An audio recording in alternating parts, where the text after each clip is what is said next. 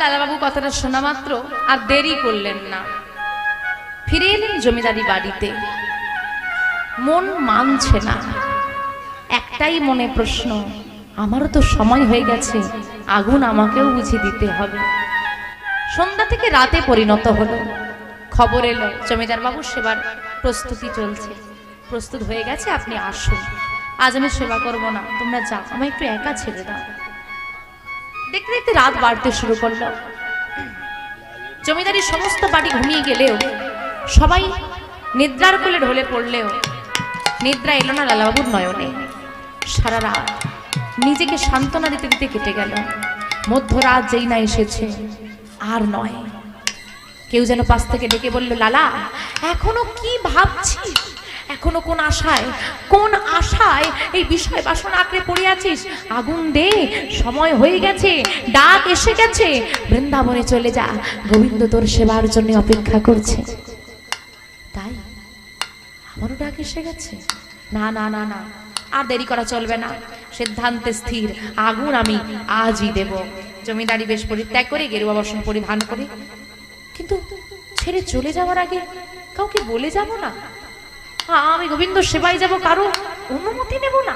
কার অনুমতি নিতে হবে? পিতা মাতা গুরুদেব থাকলে নিতে হবে। স্ত্রী যদি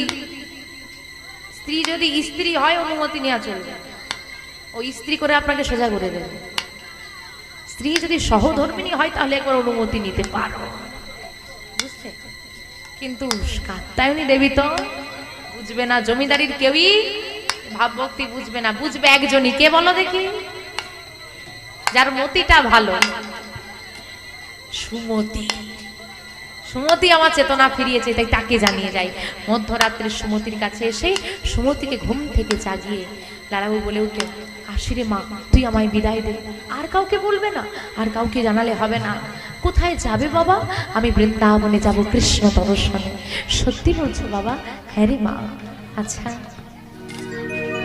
বিষয় বাসনা ছেড়ে তুমি দর্শনে যাচ্ছ, তুমি চলে গেলে এই জমিদারি চলবে কি করে? দেখ মা, যদি আমি না থাকি, এই জমিদারি কেউ না কেউ চালাবে। বন্ধ হয়ে যাবে কি? কেউ না কেউ চালাবে। আপনি আজকে অসুস্থ হয়ে গেছেন, আপনার জন্য কি সবাই উপবাসে থাকবে? কেউ না কেউ চলে যাবে, মোটামুটি হয়তো অসুবিধে হবে, চলে যাবে। এত মানুষ যে আমাদেরকে ছেড়ে চলে যাচ্ছে, কারো জীবন বন্ধ হয়ে গেছে? হয়নি। হয়তো কষ্ট হয়, দুঃখ হয়, অসুবিধে হয়, কিন্তু চলে যায়, থেমে থাকে না। কিন্তু তুমি যদি তোমার সাধনার পথ তৈরি না করো, অন্য কেউ তোমার পরিবর্তে তৈরি করতে পারবে না। রান্নাটা করতে পারবে, সংসার চালাতে পারবে, রোজগার করতে পারবে, কিন্তু সাধন ভজন কেউ করে দিতে পারবে না। ওই যে বলে না, স্ত্রী ব্রত করলে স্বামীর হয়ে যায়, আমি খেলে স্বামীর ভরে যাবে। হয় না গো, কর্মজার ফল তার।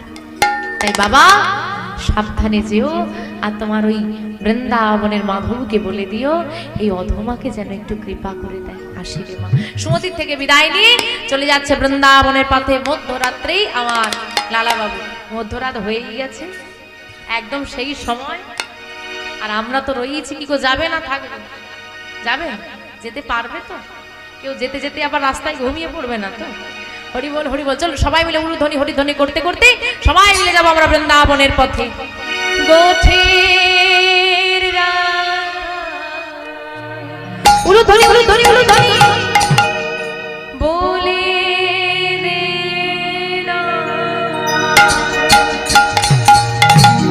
বলে বলে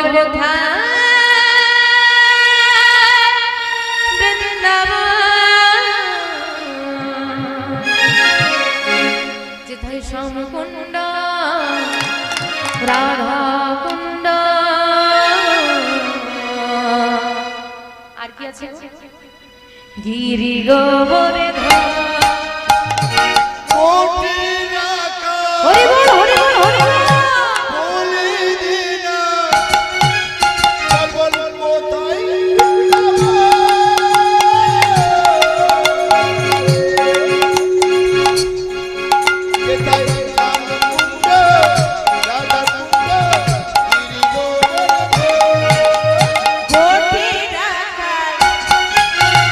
বলে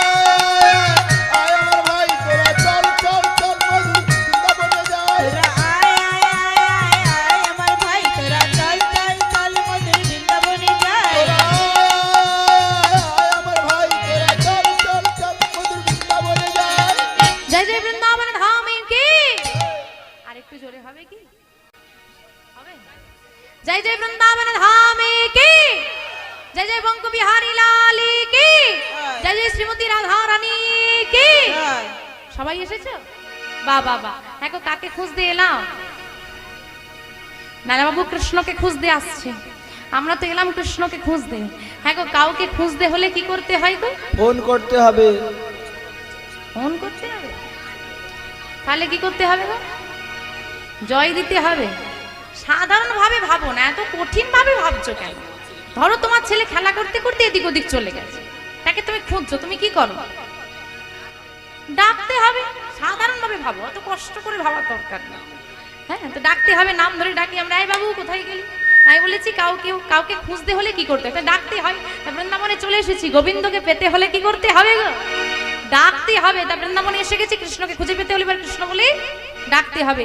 কারা কারা কৃষ্ণকে খুঁজে পেতে চাও একটু হাত দুটো তোলো দেখি। তাহলে আমার সঙ্গে একটু ডাকো দেখি একবার। কৃষ্ণ বলে দুটি বাহু তুলে, এসো না ভাই মধুর বৃন্দাবনে।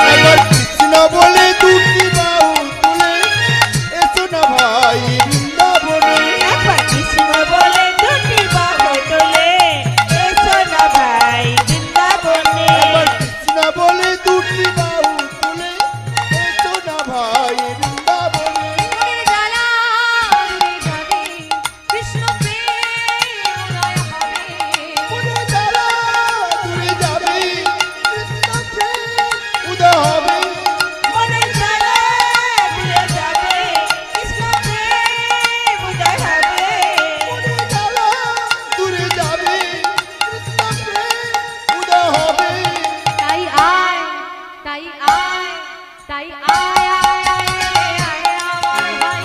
চল চল চল তোরা বৃন্দাবনে যাই। ওরে আয় আমার ভাই, তোরা চল চল চল মধুর বৃন্দাবনে যাই। তোরা আয় আয় আয় আয় আমার ভাই, তোরা চল চল চল বৃন্দাবনে যাই। তোরা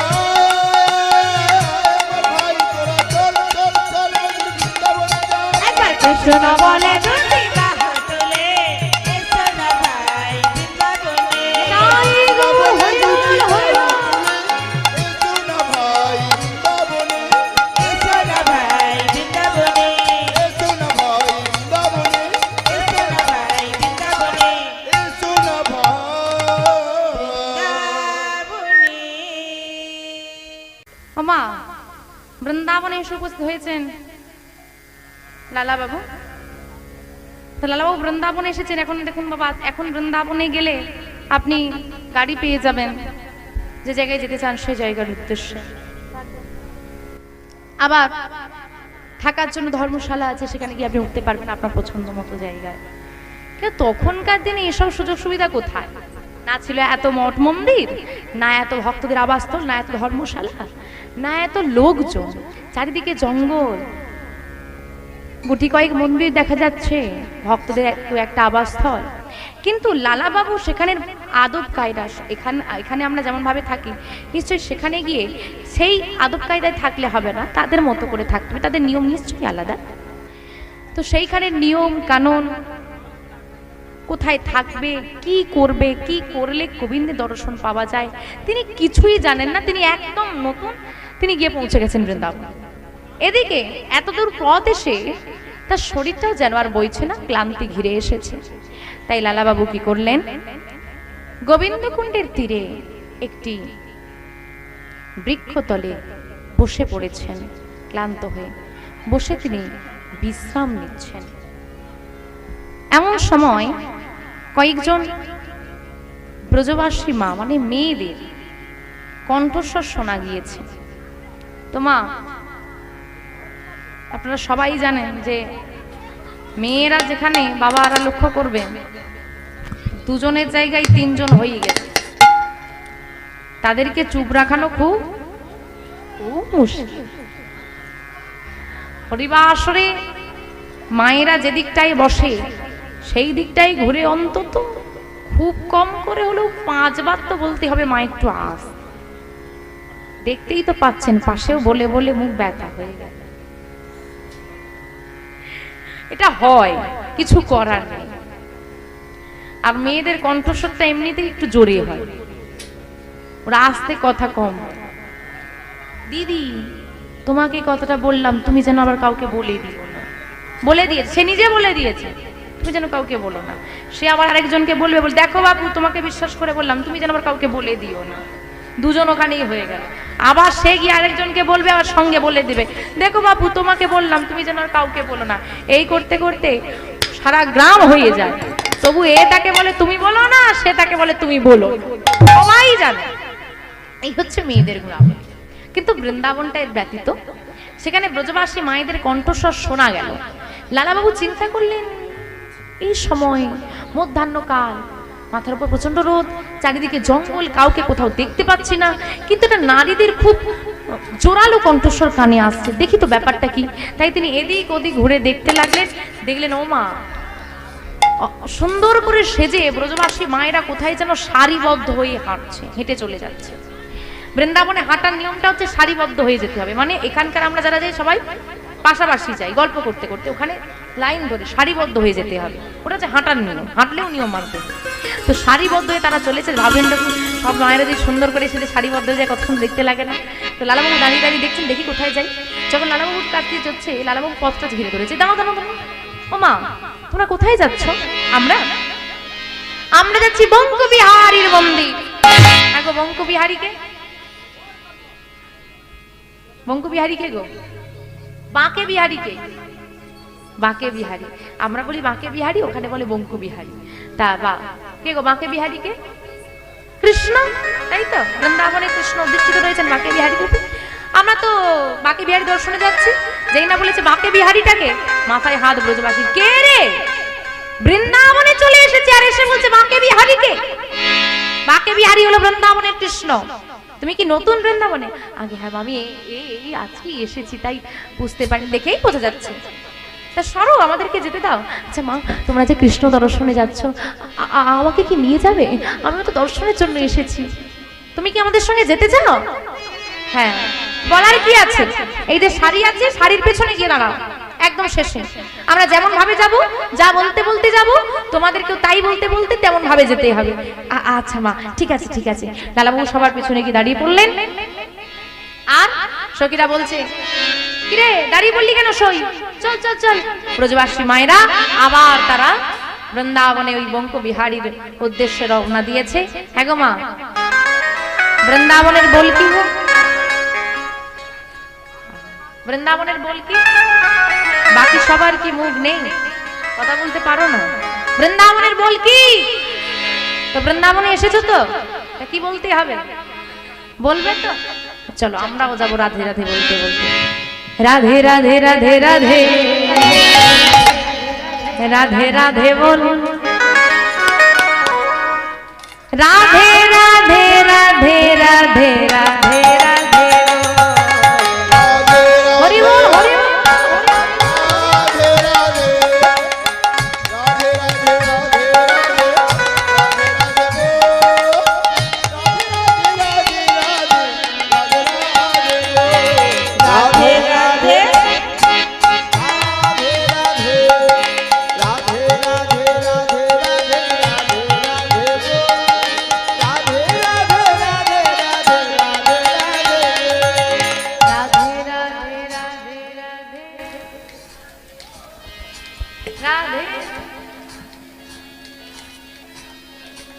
ভগবানকে ডাকছো না, ঘুম পাড়াচ্ছ, এতে রাধারানী আসার বদলে ঘুমিয়ে পড়বে। একটু জোরে ডাকা লাগবে। দেখি হাতগুলো তোলো উপর দিকে, আমার সঙ্গে একটু জোরে গাও। যে টেম্পারে বাড়িতে বাবার সঙ্গে ঝগড়া করো, ওই টেম্পারে গাইতে হবে। রাধে রাধে রাধে রাধে রাধে রাধে রাধে রাধে রাধে রাধে রাধে রাধে রাধে রাধে হরি হরি হরি।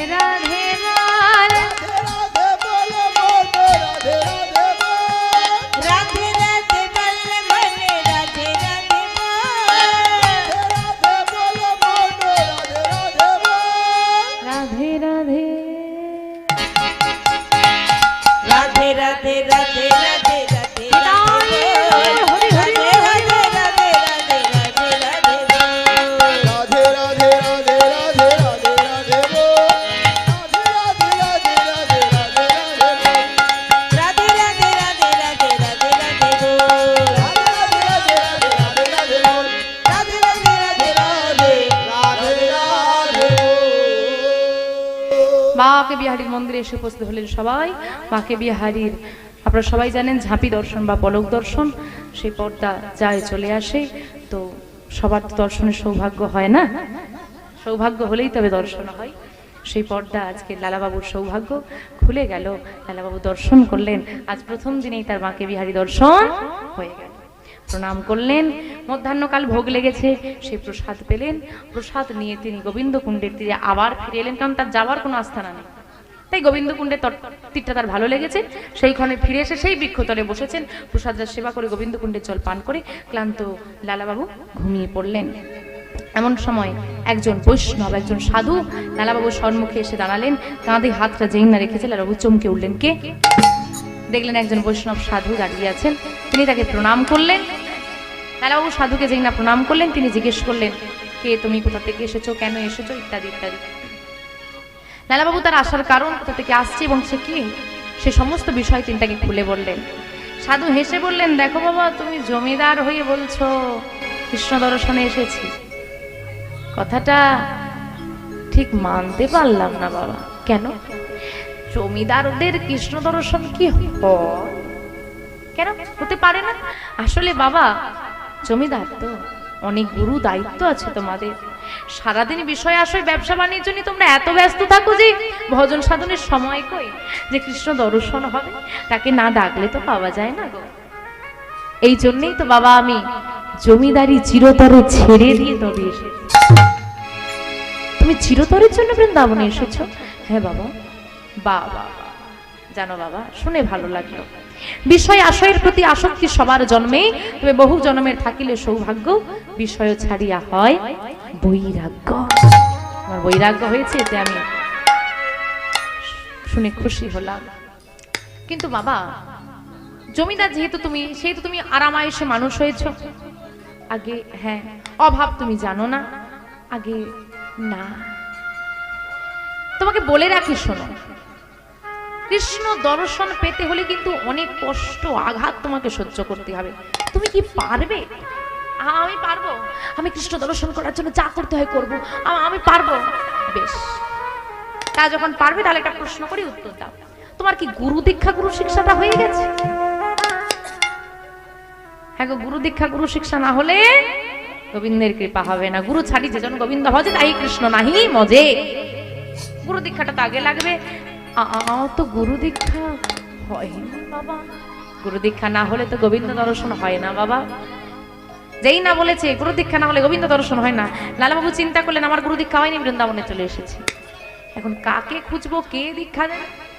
আমি তো কাউকে চিনি না। যিনি সামনে দাঁড়িয়ে কথাটা বলছেন তিনি ছাড়াই আমার আর গতি নেই। তাই তিনি কি করলেন? অমনি সাধুর চরণে ধরি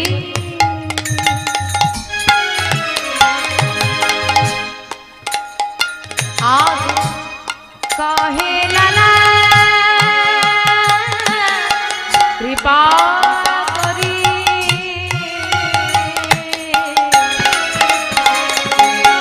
সাধুর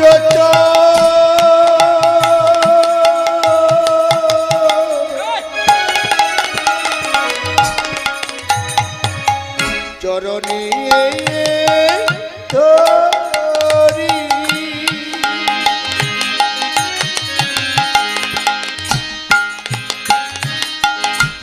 কহে লালা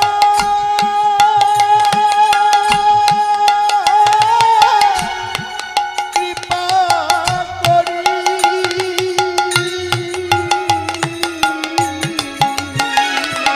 আশ্রয় প্রভু আশ্রয় প্রভু, আশ্রয় প্রভু, আশ্রয় প্রভু, দাও গো আমারে, তুমি আশ্রয় প্রভু, আশ্রয় প্রভু, দাও গো আমারে। তোরিবারে ভব নদী,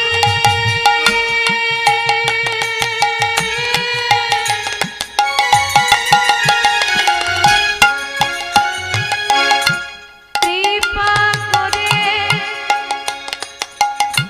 তুমি যদি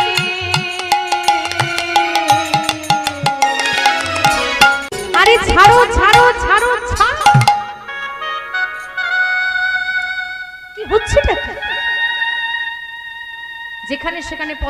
তুমি চরণ দুটো জড়িয়ে ধরবে আর বলবে দীক্ষা দাও, দীক্ষা দাও, দীক্ষা দাও। এভাবে যেখানে সেখানে দীক্ষা হয়ে যাবে। শোনো, সত্যি যদি তুমি দীক্ষা নেওয়ার জন্য ইচ্ছুক হয়ে থাকো, আগে পরীক্ষা দিতে হবে। আগে পরীক্ষা, তারপর হবে দীক্ষা। আমি পরীক্ষা নিয়ে দেখতে চাই তুমি দীক্ষা নেওয়ার উপযোগী কিনা। কি পরীক্ষা? লালাবাবুর হাতে একটা ভিক্ষার ঝুলি ধরিয়ে দিয়ে তিনি বলে দিলেন, দাঁড়ে দাঁড়ে তুমি করবে ভিক্ষা।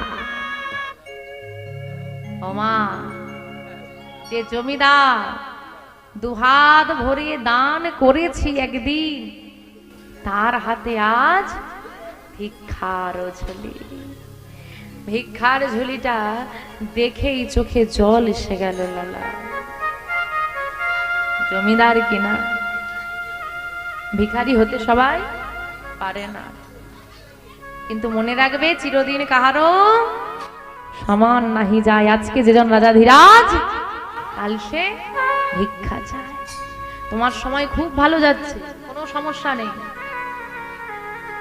কোনো অভাব নেই, কোনো ঝামেলার মধ্যে নেই, তুমি জীবন একদম সুন্দর চলছে।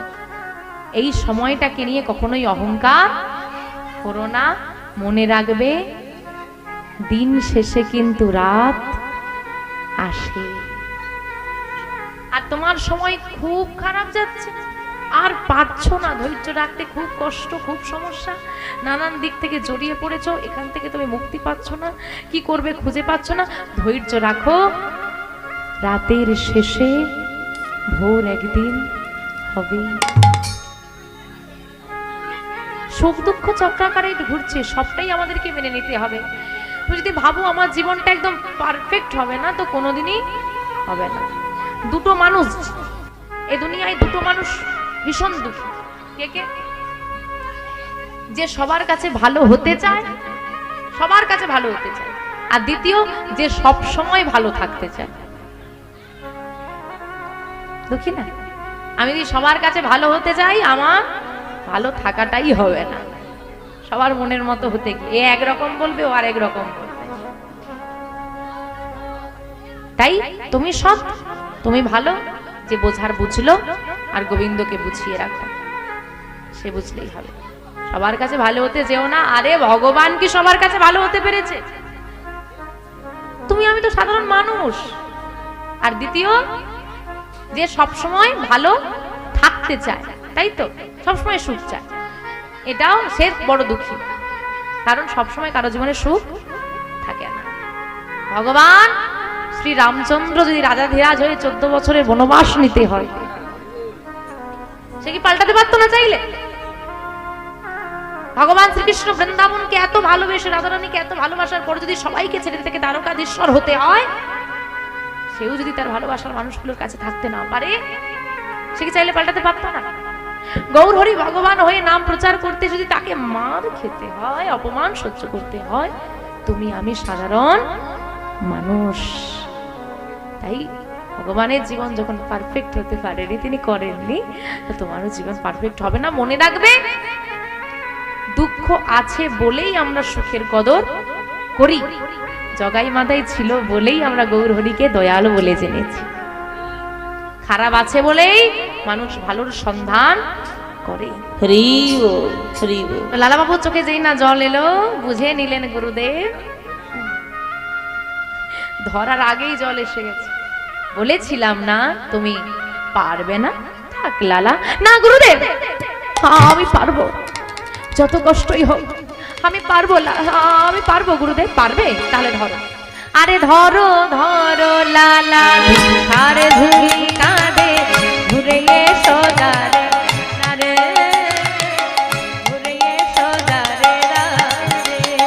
তুমি ধরো ধরো লালা, ভিক্ষার ঝুলি কাঁধে ঘুরে এসো দারে দারে, ঘুরে এসো দারে দারে। এমনি ভিক্ষা করলে হবে না, মুখে রাধা কৃষ্ণের নাম নিয়ে তুমি দাঁড়ে দাঁড়িয়ে ভিক্ষা করবে। তারপর কি করবো গুরুদেব? দেখো, তোমার যেহেতু দীক্ষা হয়নি, তুমি কোথাও গিয়ে সেবা দিতে পারবে না। দীক্ষা না হলে ঘরের বাঁধনকেও সেবা দেওয়া যায়, কোথাও গিয়ে সেবা দিতে পারবে না। তুমি একটা কাজ করবে, ভিক্ষা করে যা পাবে মন্দিরে মন্দিরে দান করবে। যেদিন যে মন্দিরে ভিক্ষা করে দান করবে, সেদিন সেই মন্দির থেকে প্রসাদ পেয়ে নেবে। যেটুকু প্রসাদ ওরা দেবে ওইটুকু প্রসাদ তোমাকে সেবা করতে হবে। বেশ, যেটুকু দেবে এটাই হয়ে গেল কঠিন বিষয়। প্রতিদিন কি সব মন্দিরে উদর পরিপূর্ণ মতো প্রসাদ দেবে? হয়তো ভক্ত বেশি হলে যেমন হাতে দেয়, যেটুকু দেবে ওইটুকু। চলল পরীক্ষা।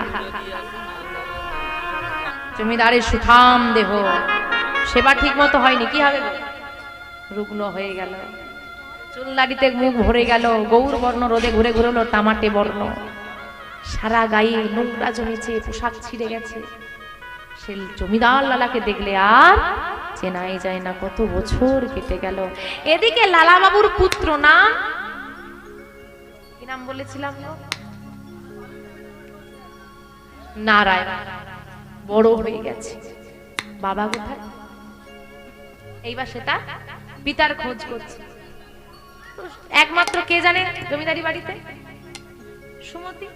সে বলছে, দেখো বাবু, আমি এটুকুই জানি, সে আমাকে বলে গেছে বৃন্দাবনে কৃষ্ণ দর্শনে যাচ্ছে, এর থেকে বেশি কিছু আমি জানি না। চলো মা। নারায়ণ তার মাকে নিয়ে, প্রহরীদেরকে নিয়ে বৃন্দাবনে এসে হাজির। তাহলে সবাই হয়ে গেছে বৃন্দাবনে। লালাবাবু বৃন্দাবনে, তার স্ত্রীও বৃন্দাবনে, পুত্র বৃন্দাবনে, প্রহরীরা বৃন্দাবনে। কিন্তু চিনতে কি পারবে? সে জমিদার তো নেই। যাকেই জিজ্ঞেস করে সবাই বলে ভিখারি লালা আছে, জমিদার লালাকে চিনি না। দেখা হয় না। একদিন লালাবাবুর পুত্রের সঙ্গে যদিও লালাবাবু মুখামুখি হলেন, কিন্তু লালাবাবু তার পুত্রকে চিনতে পারবে না, ছোটবেলায় দেখে এসেছে, বড় হয়ে গেছে, চিনতে পারছে না। আর যে চিত্রপট সে তার পিতার দেখেছে, তার সঙ্গে এই লালার কোনো মিল নেই, সেও চিনতে পারছে না, পাশ কাটিয়ে চলে গেল। এটা কত দুঃখের বলো তো। এত দূর থেকে খুঁজতে এসেছে, কাছে এসেও চলে গেল। তো এইরকম হয়, দেখা হয় না। এদিকে এরা সিদ্ধান্ত নিল, প্রহরীরাজ, দেখো বাবু, আমরা তো বৃন্দাবনে পড়ে থাকলে হবে না, জমিদারি আছে, ফিরে চলার সিদ্ধান্ত। সে মনে হয় বৃন্দাবন নেই, অন্য কোথাও চলে গেছে। যখন খোঁজ পাওয়া গেল না, ফিরে যাবে সিদ্ধান্ত প্রায় হয়ে এসেছে। একদিন কাত্যায়নী দেবীকে পথে দেখে লালাবাবু চিনতে পেরেছে। লালাবাবুকে চিনতে পারে, কিন্তু কাত্যায়নী দেবীকে লালাবাবু চিনতে পেরেছে। সাক্ষাৎ হয়েছে, স্ত্রী স্বামীর চরণ ধরে নয়নে জলে বুক ভাসিয়ে দিচ্ছে, স্বামী তুমি কোন সুখে এমন করে আছো এখানে? পুত্র ছুটে এসে পিতাকে আলিঙ্গন করেছে, পিতা তোমার জমিদারি পড়ে আছে, তুমি কেন এখানে পড়ে আছো, ফিরে চলো। কত কাকুতি মিনতি, কত নয়নের বাড়ি, কত দুঃখের কথা পিতাকে বলা, আমরা এত কষ্ট পেয়েছি, আমরা এত কেঁদেছি, এত খুঁজেছি, কিন্তু কোনো কথাই লালাবাবুর মনকে আর ভোলাতে পারল না। একটাই কথা, যে বিষয় বাসনায় আমি আগুন দিয়ে দিয়েছি, আমি আর সে বাসনায় ফিরব না। এত কিছু করার পরেও যখন ফেরার তিনি সিদ্ধান্ত নিলেন না, অবশেষে পুত্র বলে উঠলো, বেশ পিতা, তোমাকে যখন ফেরাতে পারলামই না, আমাদের তো ফিরতে হবে, তবে তোমার কাছে একটা অনুমতি চাই বাবা। বলো। তুমি আমাকে অনুমতি দাও, এই বৃন্দাবনে আমি একটা মন্দির করে দিতে চাই। তুমি যখন এই বৃন্দাবনে থাকবে বলেছ, কিছু নাই হোক, একটু সে রাধা গোবিন্দের সেবা দিয়ে সেখানে মাথা গুজে ঠাইটা তো তুমি পাবে। বেশ, তাই হোক, আমার জন্য নয়, আমার গোবিন্দের জন্য একখানা মন্দির তুই পারলে করে দে। বেশ পিতা। তো পিতার অনুমতি নিয়ে পুত্র বৃন্দাবনে একটা মন্দির তৈরি করে দিল। প্রতিষ্ঠা হতে হলো ওই 250 বছর আগে রাধা মাধবের বিগ্রহ। যদি কেউ বৃন্দাবনে যান, সেই মন্দির, সেই বিগ্রহ দর্শন করে আসবেন। আজ রয়েছে সেই মন্দিরের বর্তমান নাম হলো লালাবাবুর মন্দির।